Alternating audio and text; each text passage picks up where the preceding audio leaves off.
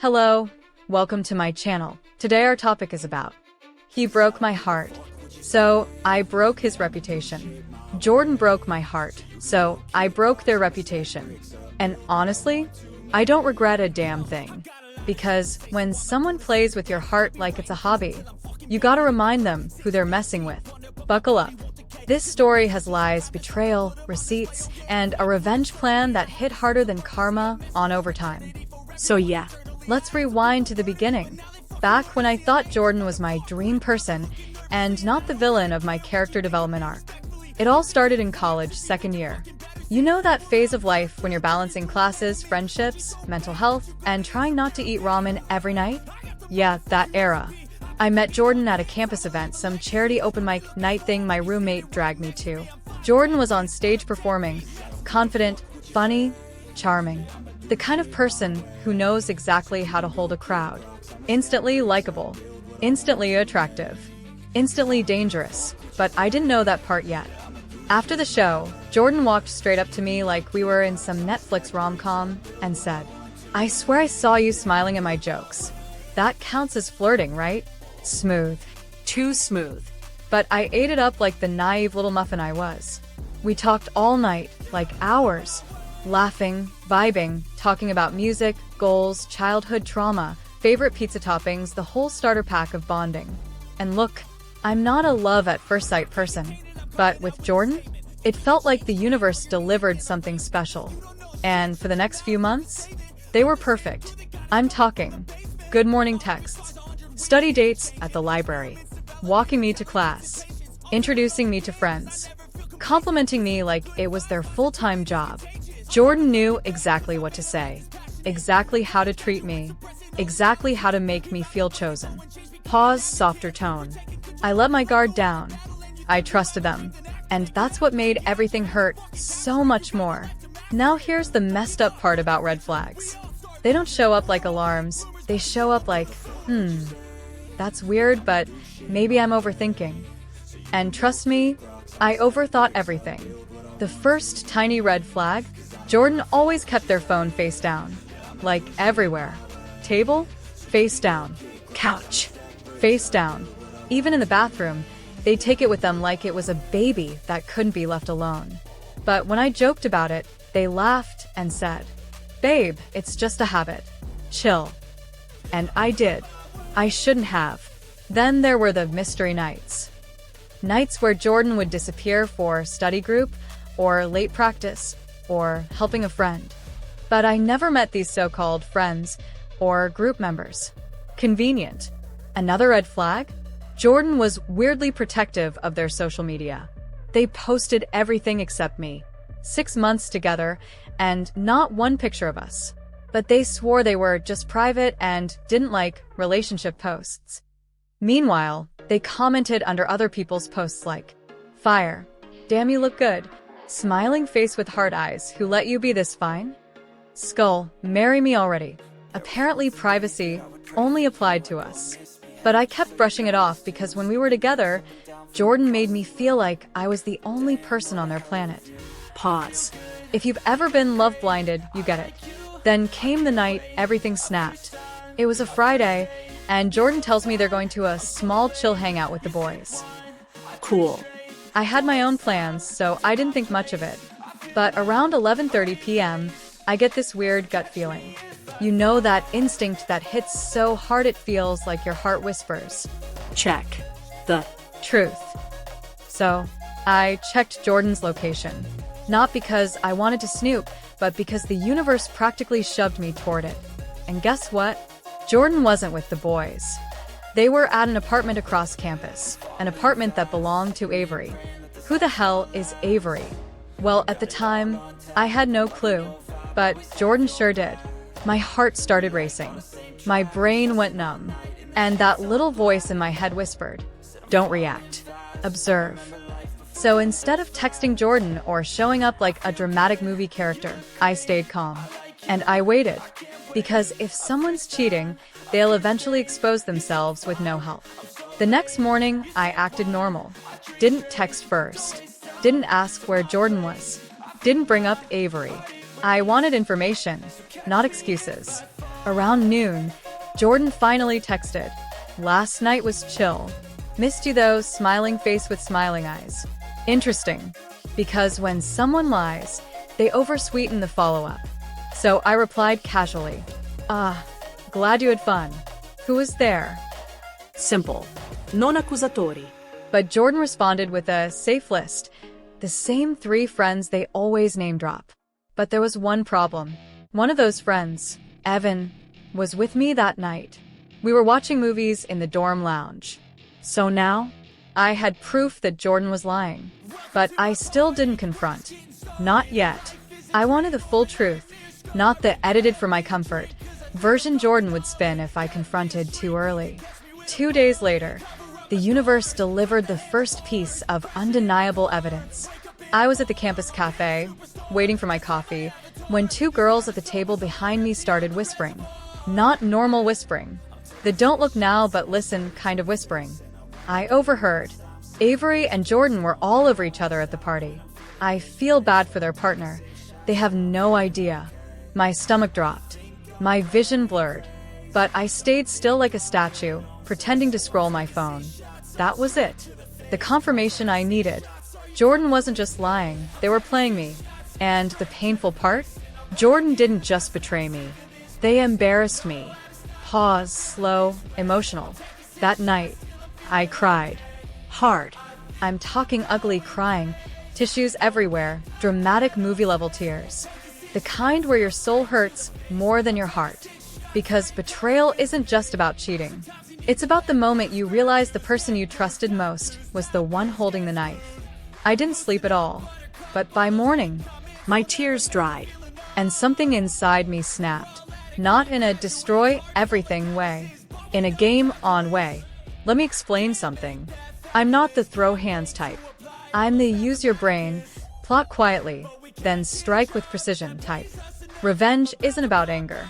It's about strategy. So I came up with a plan, not just to break Jordan's heart, but to break the image they cared about more than anything. Their reputation.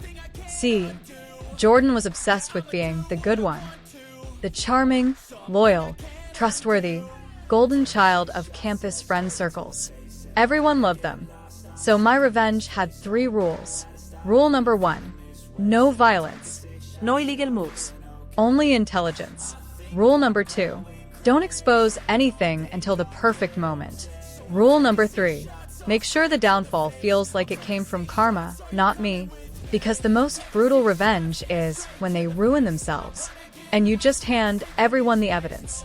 Quietly, patiently, without alerting Jordan. I needed screenshots, witnesses, confessions, Patterns. social proof. So first, I befriended someone who knew Avery. Let's call them Sam. Sam was in 2 classes with Avery and apparently knew all the tea. So I casually started sitting next to Sam, asking about homework, building a friendly vibe.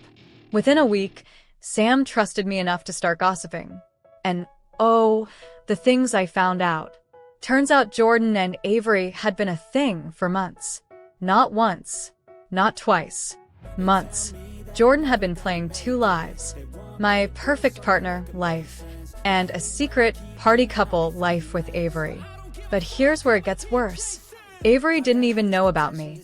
Jordan lied to both of us. So I decided to do something bold, something strategic, something Jordan would never expect.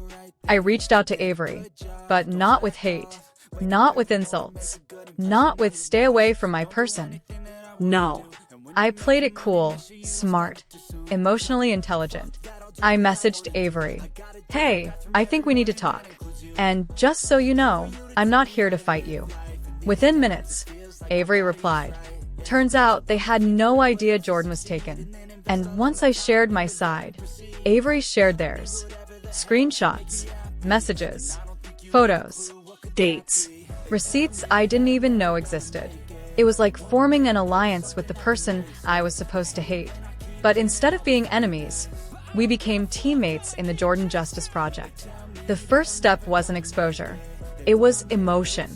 I wanted Jordan nervous, uneasy, paranoid, wondering if I knew anything. So I became distant. Not enough to cause suspicion, just enough to make them insecure. Fewer replies, less excitement, delayed responses. No more "hey babe goodnight" texts. Jordan sensed it. After 3 days, they showed up at my dorm like, "Are we good? You feel kinda off lately." I looked them dead in the eye and said, Ai fine. "Just busy." Nothing hurts a manipulator more than losing control of your emotions. Jordan left confused, and that's exactly what I wanted. Because the first phase of revenge is psychological. Make them feel what they made you feel. Doubt, confusion, insecurity. But don't worry. This was just the warm-up. The real show was about to begin. You ever watch someone fall and feel relieved? Not joy, relief. Like the universe finally catching up. This is that part. Pause. Remember my rules? No violence. Wait for the perfect moment.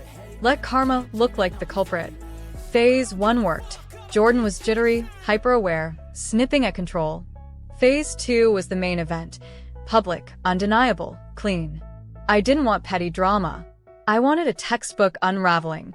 Receipts plus witnesses plus timing equals social collapse. Step 1. Build a timeline. Sam, Avery, and I stitched one together.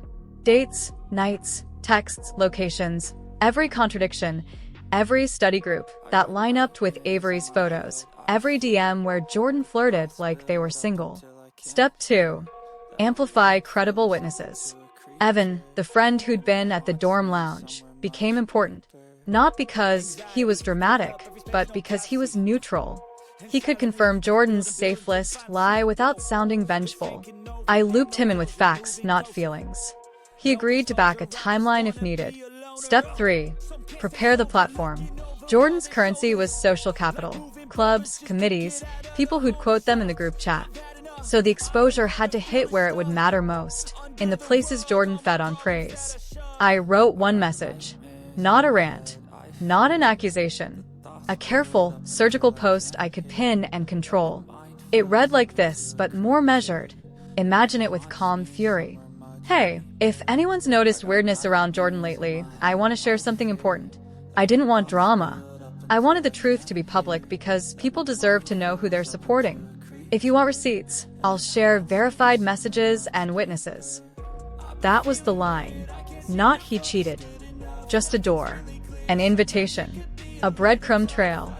I scheduled the post for a Tuesday afternoon, midweek when people have attention, but not too much cynicism.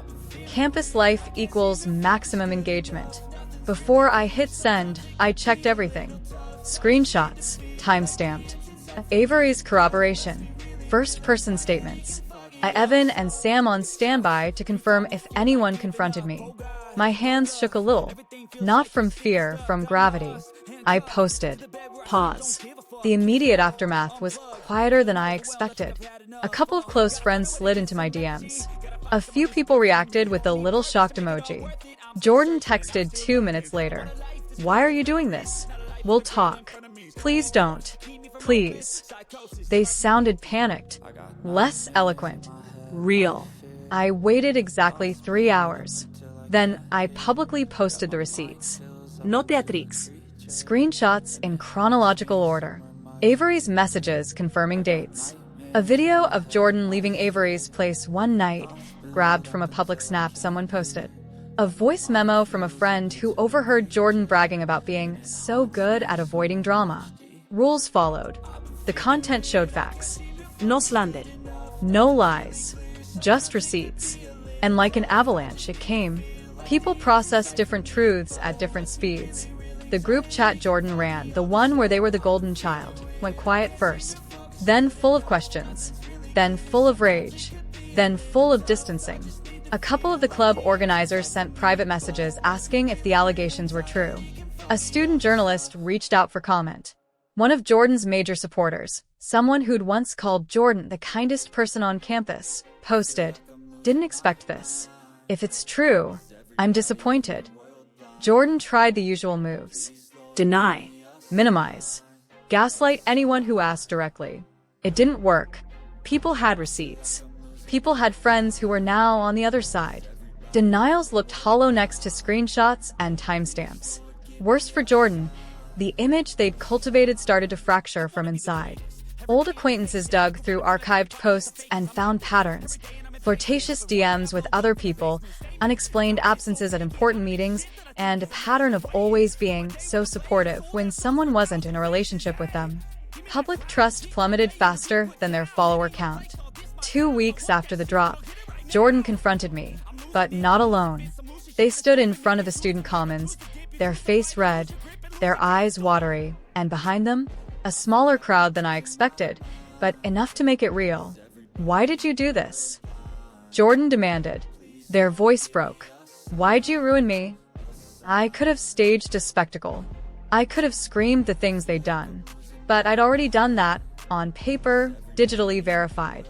So I said one thing, because I wanted the truth to exist where lies were being rewarded. They started to cry, that manipulative, learned helplessness kind of cry. Some people softened. Others looked at them like the mask had slipped. Avery was there, quiet, and the look between Avery and me said more than my speech ever could. We didn't gloat. We didn't dance on the grave. We stood, a quiet, united front. That spoke volumes. Jordan's supporters fractured into factions. The ones who defended them to the end, claiming people make mistakes. The ones who said trust is earned and walked away. The ones who admitted they'd been suspicious for a while. Revenge isn't catharsis in the way people imagine.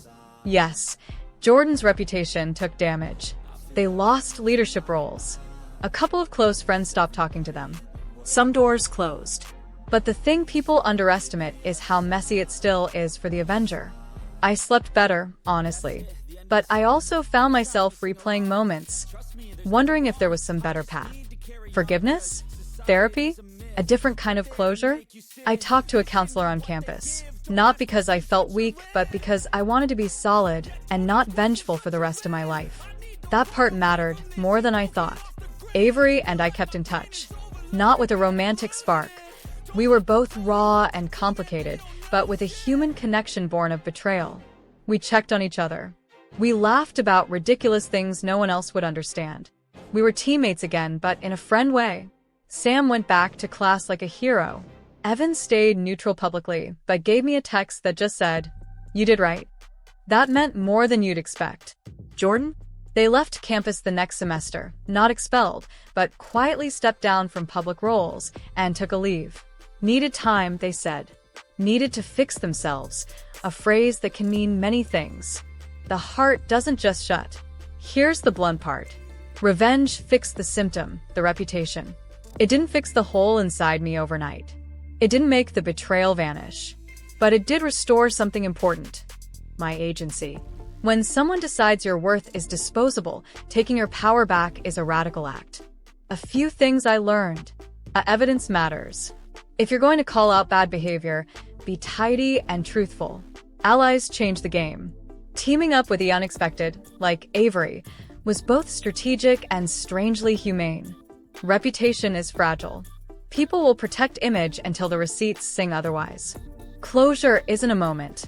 It's a series of small choices. Therapy, boundary setting, choosing better partners, and choosing to laugh again. Months later, walking across campus, I ran into someone who'd been on the edge of the drama, a classmate who looked relieved and said, "Thank you for not letting them get away with that." That was the kind of gratitude that doesn't fix everything, but helps. It's a nudge that says you weren't crazy. Your instincts were right. You weren't merely a chapter in someone else's story. I'll close with this. I didn't set out to be ruthless. I set out to be honest with myself and with others. And sometimes, honesty looks like a well-timed reveal and a plan executed with restraint. Jordan broke my heart. I broke the story they told about themselves. And in the wreckage, I found pieces of myself I'd lost, trust in my gut, and a new standard for who I let near my life. Pause softer. So if you're sitting there, holding on to a suspicion, wondering if you should act, gather facts, choose your allies, and protect your peace. Because revenge is loud, but rebuilding is quiet, and it lasts. Fade out. Thank you for watching my story. Smash that like button, subscribe, and turn on the bell so you never miss an upload. Join the family by subscribing and be part of our growing community. Your support means a lot. Like, comment, and subscribe.